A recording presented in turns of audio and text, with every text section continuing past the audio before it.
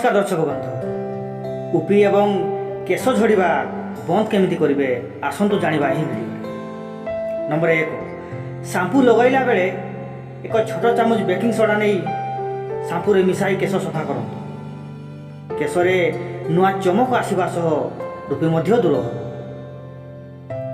घी कुआरी रस को भी मध्य 15 मिनिट पर्यंत केशरे लगाई केश सफा कले रूपी दूर होता है। नंबर 2, वर्षा दिने केश झड़िले व्यतिव्यस्त न होई बरं नख उषुम ऑलिव तेल केश मूल मालिश करी 20 मिनिट पर शैम्पू लगाई सफा कर यह द्वारा केश झड़िबा बंद होता है। नंबर 3, मनुष्य अधिक चिंता कले किंबा टेंशन कारण मध्य केश प्रबल मात्रा रे झड़ी थाए। यार प्रतिकार निमंते नियमित पेस्ता बादाम खाइबा द्वारा केश झड़िबा बंद होता है।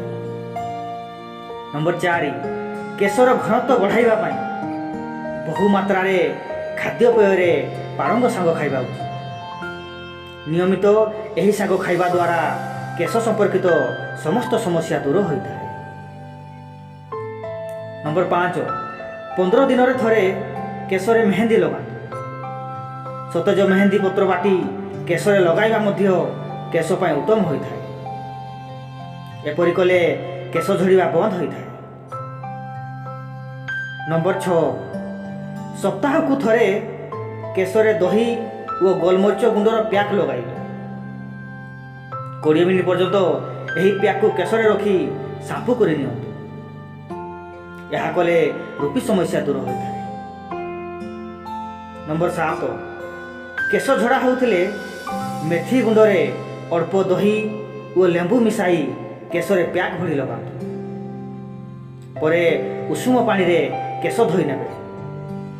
2 सप्ताह एपरी कले केश झड़ारू रक्षा मिलता है। नंबर 8, दैनिक खाली पेटरे सकाळु 100 ग्राम गाजर रस पीवा केश पाई एक उत्तम पानीय होता है। एपरी कले केश लंबा हवा सह अकाल पाचि न थाए। नंबर 9, केश मूल नियमित 2 चामच दही रे 1 चामच काकुड़ी रस मिसाई लगाइले रूपी हेबार समस्या दूर होता है।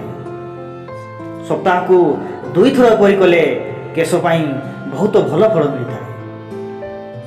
नंबर 10, केशर रूपी दूर करने सह घनत्व बढ़ाइबारे मेहंदी खूब सहायक होता है।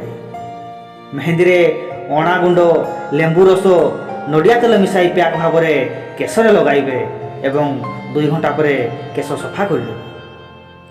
तो दर्शक बंधु, आपन जदि एहीपरि वीडियो देखा चाहते ताले वीडियो को लाइक एवं चैनल को सब्सक्राइब कर दियंतु।